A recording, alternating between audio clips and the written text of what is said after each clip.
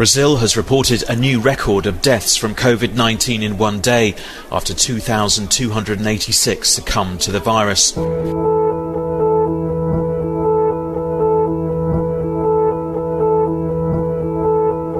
Os olhos do mundo estão voltados para o Brasil e, infelizmente, o motivo não poderia ser mais trágico. Desde que passou a liderar o número de óbitos diários pela Covid-19, com mais de 2.000 a cada 24 horas, outras nações, em especial os nossos vizinhos, têm olhado para o país com preocupação. Além da gestão ineficaz no combate à pandemia, a disseminação da variante P1, identificada pela primeira vez em Manaus, também é um motivo de apreensão por parte de outros líderes mundiais. Otros 2 contagios se reportaron en el vecino estado Miranda y 6 más en el de Bolívar, fronterizo con Brasil. O Peru suspendeu voos de ida e volta ao país. O Uruguai está enviando doses extras da vacina para cidades fronteiriças. E o Chile, agora, coloca quem chega do Brasil em hotéis especiais de quarentena. A Colômbia não apenas proibiu voos de ida e volta para o Brasil, mas também impediu o trânsito na cidade fronteiriça de Letícia, o que impede a saída de centenas de turistas desde o fim de janeiro. A cidade vive do turismo e a maior parte dos alimentos e suprimentos é fornecida pelo Brasil e pelo Peru. Realmente era inevitável a presença da nova variação do coronavírus na cidade de Letícia, Amazonas. Recuerden que contínuo está o município de Tabatinga, Brasil, e eles nunca suspenderam sua conexão via aérea e fluvial.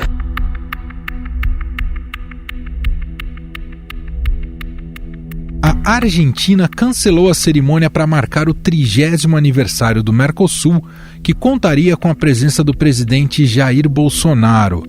A justificativa foi o agravamento da crise de saúde na região. A cerimônia foi realizada à distância. O Uruguai aumentou o controle ao longo da fronteira seca com o Brasil no ano passado e enviou doses extras de seu primeiro carregamento da Coronavac para essas cidades. Estamos colaborando con los hermanos brasileños que además están desarrollando ensayos clínicos en 2 centros en Brasil, desarrollando las vacunas contra el coronavirus ya en fase clínica, lo cual...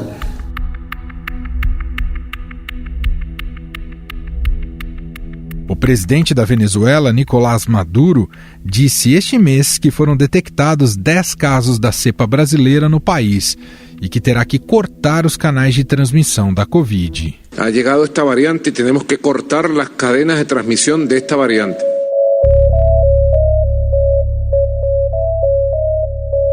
A Organização Pan-Americana da Saúde afirmou que a disparada no número de mortes e infecções por Covid-19 no Brasil é preocupante e serve de alerta para todo mundo sobre a possibilidade de ressurgimento do coronavírus.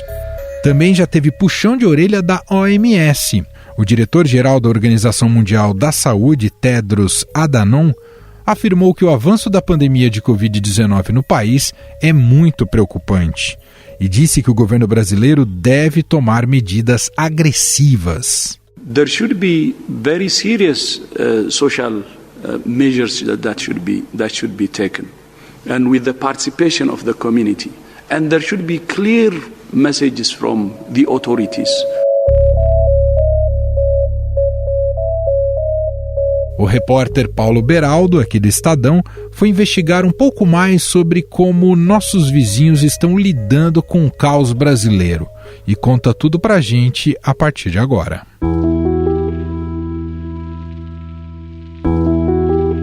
Olá, Paulo, tudo bem? Oi, Emanuel, tudo bem? Oi para todo mundo que está nos ouvindo também. Paulo, está mais do que claro que o Brasil desperta uma apreensão, uma tensão internacional. O Brasil é visto como um pária perante ao mundo diante da gravidade da pandemia por aqui. A gente podia começar a nossa conversa, aliás, sobre essa situação, né? O diagnóstico do abismo brasileiro. O que você captou em relação a isso, Beraldo? Olha, Emanuel, todos os dias os números, os dados, as informações que vêm do setor de saúde do Brasil é assustador, né? a média semanal de vítimas batendo recorde pelo 20º dia consecutivo, as mortes agora acima dos 2.000. É um país em que a pandemia realmente está descontrolada, os sistemas de saúde estão colapsando em diferentes regiões, e a gente não vê um esforço coordenado a nível nacional, como se defende, para tentar reduzir essa situação, né? E isso, Emanuel, que é interessante da pauta que a gente produziu no final de semana especial, tem causado muita apreensão na nossa vizinhança. Você sabe, Emanuel, que o Brasil é o terceiro país que mais tem vizinhos no mundo, só perde para a China e para a Rússia. E esses nossos vizinhos estão preocupadíssimos com o avanço da pandemia aqui, principalmente com essa nova variante, essa variante de Manaus, chamada P1. Tem 2 dados aqui que eu acho que são muito relevantes. Ela começou a se disseminar mais no país, né, aí no começo deste ano. No mês de fevereiro, nós tivemos 30.484 mortes aqui no Brasil. Em março, a gente está gravando isso dia 19 de março, já foram 32.700. Enfim, e aí os países aqui da nossa região, um a um, eles estão adotando algumas medidas para tentar se blindar dessa situação, né? Então o que aconteceu recentemente? O Peru e a Colômbia proibiram voos vindos do Brasil e para cidades brasileiras. O Uruguai mandou mais doses de vacina para aqueles municípios que fazem fronteira com o Rio Grande do Sul, aumentou a fiscalização ali. Quem vai do Brasil para o Chile precisa ficar num negócio que chama residência sanitária. São hotéis, são casas, apartamentos, em lugares bem bonitos, uma estrutura super legal, e a pessoa vai ter que ficar lá até sair o resultado do teste dela. E se for um resultado positivo, vai ter que fazer todo o período de quarentena ali. Ô Paulo, tá claro que o Brasil tá passando um verdadeiro papelão internacional, um vexame internacional. Mais do que um efeito simbólico, pode ter consequências práticas também do ponto de vista econômico, né, Paulo? Por exemplo, vamos falar de mais um país aqui vizinho nosso, importantíssimo, a Argentina. Colocou ainda mais restrições à entrada de voos do Brasil e de outros países também, mas o Brasil está no meio, né? Está cada vez mais fechando o cerco. A Colômbia tem uma cidade pequena na região da Amazônia, chamada Letícia, uma cidade de 50 e poucos mil habitantes. A nova variante chegou lá, está devastando a cidade, assim, o sistema de saúde colapsado, aeroporto fechado, é uma cidade que depende do turismo, a economia está assim, se asfixiando, porque a nova variante chegou com muito, muito mais força. Eu falei com uma pessoa, uma funcionária do exército lá dessa cidade, ela estava dizendo que a devastação dessa onda com relação ao que foi a pandemia no ano passado é muito diferente. Então a Colômbia, preocupada, fechou os voos, já houve uma morte em Bogotá, capital da Colômbia, relativa a essa nova variante.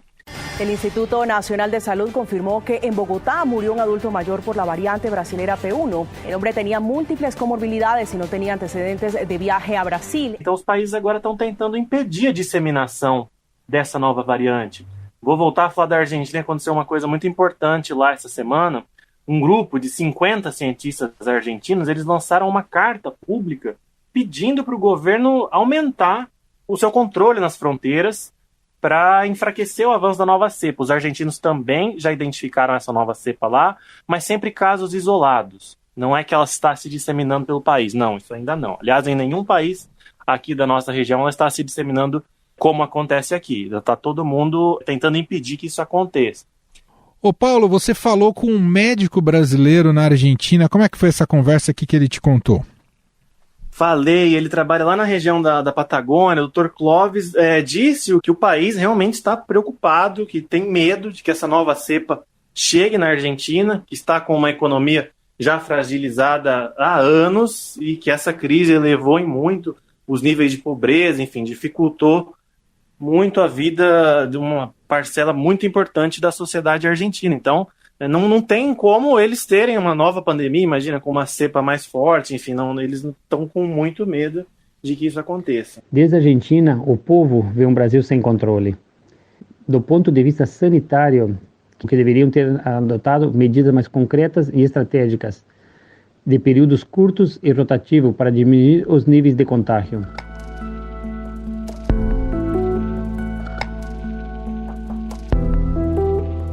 Ô Paulo, a gente tem acompanhado aqui, existe algo similar ocorrendo em algum país na América do Sul? Alguém que tem lidado com a pandemia como o governo brasileiro tem lidado até agora? Se a gente olhar realmente para as estratégias de todos os países aqui, eu acho que não existe comparação que caiba, né? Nenhum país demitiu tanto ministro, ou de fato um presidente que contradiz medidas respeitadas pelos cientistas ou pelo próprio Ministério da Saúde, que desdiz o que o ministro disse. Enfim, realmente é uma coisa que acaba confundindo muito a população. Então isso não teve. Mas tem um fato interessante, sim. Esta semana, o presidente do Paraguai foi alvo de um processo de impeachment pela forma como estava tratando a pandemia no seu país. Houve alguns escândalos, dificuldade de acesso a medicamentos, uma vacinação que não agrada a maior parte da população pela sua lentidão. O processo acabou sendo rejeitado na Câmara, mas o país ficou em uma crise política e continua ainda, né? Porque foi essa semana.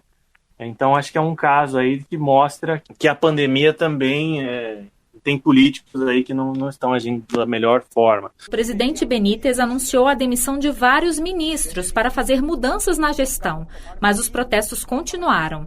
Ontem, centenas de pessoas se reuniram em frente à casa do ex-presidente Horácio Cartes para pedir a saída de Mário Abdo Benítez. Já outro caso que é interessante é o do presidente do Chile. O Chile é o 5º país com a vacinação mais rápida do mundo. Já vacinou mais de 20% de sua população. Está distribuindo vacinas para países vizinhos, mandou lotes para o Equador, enfim. E a popularidade do presidente Sebastián Piñera, no ano passado, chegou a ser de 6%. Ele que estava numa crise política terrível, com aqueles protestos enormes. Inicialmente, o governo de Sebastián Piñera anunciou políticas sociais para conter a revolta popular, mas os protestos não cessaram. Com a continuidade dos atos, Piñera mudou o tom e levou ao Congresso agora uma proposta para aumentar penas para saques e vandalismo. E agora, depois desse processo de vacinação, subiu para mais de 20%.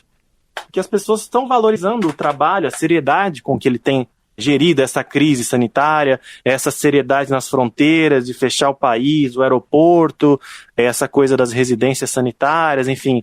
O Chile realmente é um país que se protege demais, né? Se você pensar, tem aquela fronteira enorme com a Argentina ali, que é a cordilheira, do outro lado é o oceano, em cima é o Atacama e embaixo é a neve, né? Então eles estão protegidos de todas as formas naturais e agora tentando também esses controles mais rígidos aí no aeroporto e em outras entradas. Interessante você citar o caso paraguaio, que também está vivendo um momento dramático em relação à pandemia, mas essa reação, não só da classe política, e aí não cabe aqui talvez entrar na questão da estabilidade democrática do Paraguai, que pode ser um pouco diferente da brasileira, mas independentemente disso, houve uma reação da sociedade civil que ficou muito enfurecida com a maneira como o governo reagiu à pandemia. Algo que muita gente se questiona aqui no Brasil, né? Porque estamos tão letárgicos, talvez até pela própria gravidade ou tamanho do país, enfim, há, acho que hipóteses em relação a isso. Mas no Paraguai chama a atenção que houve uma reação muito forte, não é, Paulo? Emanuel, sem dúvida, isso que você está falando faz todo sentido. Durante a semana, essa e na outra, a gente estava ouvindo parlamentares paraguaios, analistas do Paraguai, e eles falavam assim, aqui esse impeachment está acontecendo por pressão popular, porque os políticos estão se sentindo pressionados, estão sentindo que precisam fazer alguma coisa. Mas aqui, de fato, esse é um movimento que não se vê nas ruas, né? Ô Paulo, antes da gente fechar aqui, queria que você contasse também daquilo que você captou de exemplos no Uruguai e também na Venezuela. Conta pra gente. No Uruguai, o processo de vacinação foi o último a começar aqui na América do Sul, mais lento do que tem ocorrido em outros países. Só que o que eles fizeram? Eles aumentaram a quantidade de doses nas principais cidades que fazem fronteira com o Brasil, porque algumas dessas cidades registram os piores níveis de contágio do interior, porque está ali na fronteira com o Rio Grande do Sul, onde essa nova cepa já está presente, onde o sistema de saúde colapsou alguns dias atrás. Então eles estão querendo selar, blindar essa fronteira. E o próprio ministro da Saúde disse que a principal preocupação que eles tinham, de fato, era que a nova cepa passasse do Rio Grande do Sul para o Uruguai. A outra curiosidade é a Venezuela. A gente fala muitas vezes, né, da imigração de venezuelanos para cá. Agora, a ida de brasileiros para lá tem causado preocupação ali na fronteira, porque também é um sistema de saúde e não tem, talvez, todas as competências necessárias para lidar com uma pandemia. E nós falamos com pessoas lá na fronteira também que estão muito preocupadas com a chegada dessa nova cepa lá no país, porque já chegou também há essa preocupação aí, como a gente viu do sul ao norte do nosso continente, nós estamos sendo mal vistos. Sem dúvida. Paulo, mais uma vez, muito obrigado e um abraço, meu caro. Obrigado, Emanuel, um abraço e até a próxima.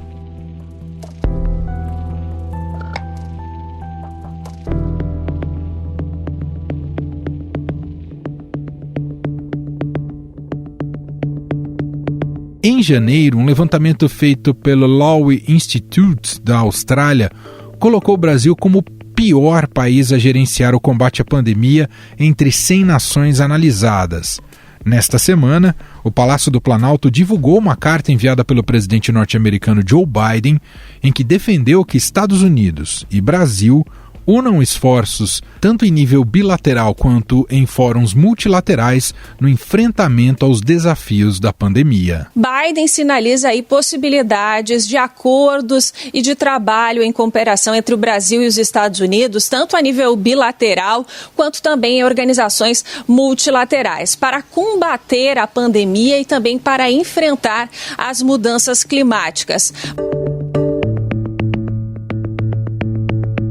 E sobre a posição dos Estados Unidos em relação ao Brasil no combate ao novo coronavírus, a gente vai agora a Washington e ouvir a correspondente do Estadão, Beatriz Bula.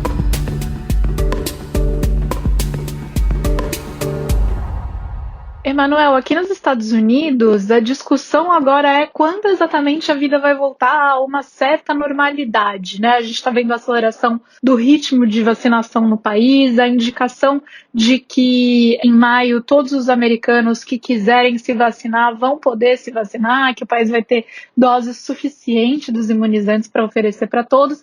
Então, depois de um ano inteiro, como epicentro da pandemia, né, como um país aí que tinha os maiores números de casos e de mortes por coronavírus, os Estados Unidos agora estão vendo uma luz no fim do túnel e a ameaça, portanto, está do lado de fora e mais especificamente no Brasil. O que preocupa as autoridades do país, o governo americano, os especialistas e também a imprensa americana é a proliferação de novas cepas, de variantes do vírus, e o Brasil é muito mencionado com relação a isso, não só pela existência de uma variante que foi registrada inicialmente em Manaus, que também já foi identificada aqui nos Estados Unidos. It was a woman in her 30s living somewhere on Cape Cod who tested positive for the coronavirus late last month. Now, genetic testing has revealed the woman caught a variant of the virus known as P1. Como pelo descontrole do vírus e da propagação do coronavírus no Brasil, que pode fazer com que o país vire aí o que se chama de celeiro de novas cepas, né? Celeiro de novas variantes do vírus, o que representaria uma ameaça para o mundo inteiro, porque não se sabe exatamente ainda como essas novas cepas afetam a imunização que é gerada pela vacina. Então, mesmo considerando que muito em breve a população dos Estados Unidos já vai estar imunizada com as vacinas que estão disponíveis, aqui eles têm pelo menos 3 vacinas já disponíveis para tomar, isso pode afetar de alguma maneira todos os outros países, mesmo os que já estão bastante avançados na imunização, e é por isso que há tanta preocupação com relação a isso, né? O Brasil, ele é mencionado diversas vezes aí em coletivas de imprensa pelo principal infectologista do governo americano, que é o Anthony Fauci, que fala muito sobre essa cepa P1, como ela está associada a uma maior transmissibilidade e a possível diminuição dessa imunidade que é induzida pela vacina. We have the appearance of all of these variants of concern. It's kind of a bit of a race of getting as many people vaccinated as you possibly can with these variants which are assuming dominance. E por isso, enfim, é visto como uma situação muito complicada a situação do Brasil e que ameaça, que coloca em xeque a situação dos outros países, inclusive aqui dos Estados Unidos. Porque a gente tem visto reportagens na imprensa americana, nos principais jornais americanos, nas televisões americanas, longas reportagens falando do descontrole do vírus no Brasil e da falta de perspectiva com relação à vacinação, né? A vacinação brasileira é descrita pela imprensa americana como um processo de escassez e de atrasos, né? Quem falou isso foi o editorial do jornal Washington Post, enquanto o New York Times fez uma reportagem que mostrava uma vacinação lenta, sem sinalização de melhora no curto prazo E também é muito destacada a postura do governo Bolsonaro, né, sendo o presidente retratado como um presidente que propaga desinformação, que é cético sobre a vacina e que está em choque com os governadores. Até então, uma postura que dialogava com o governo anterior, com o governo Trump, que também era um presidente que negava a gravidade do coronavírus, mas agora no governo Joe Biden fica um contraste muito claro, né, porque o novo governo americano é um governo que colocou o combate à pandemia como prioridade absoluta e total e a aceleração da vacinação. Mas vale lembrar que as compras de vacinas, para que elas estivessem disponíveis, inclusive nesse ano, elas foram feitas no ano passado pelo governo Trump, que investiu milhões de dólares aí para conseguir adiantadas doses dos imunizantes, alguns produzidos aqui no próprio país, para oferecer para os americanos. E agora o governo Biden entra ressaltando que é preciso continuar com as medidas de mitigação aí da proliferação do vírus, como o uso de máscaras, como distanciamento social, mas finalizando como uma luz no fim do túnel com essa aceleração do ritmo de vacinação da população, que tem ficado bastante otimista com a rapidez com que essa vacinação tem acontecido e deve acontecer nos próximos meses, mas agora olhando para o Brasil com esse ar de bastante preocupação, identificando no país aí o foco do problema no mundo atualmente. Estadão Notícias.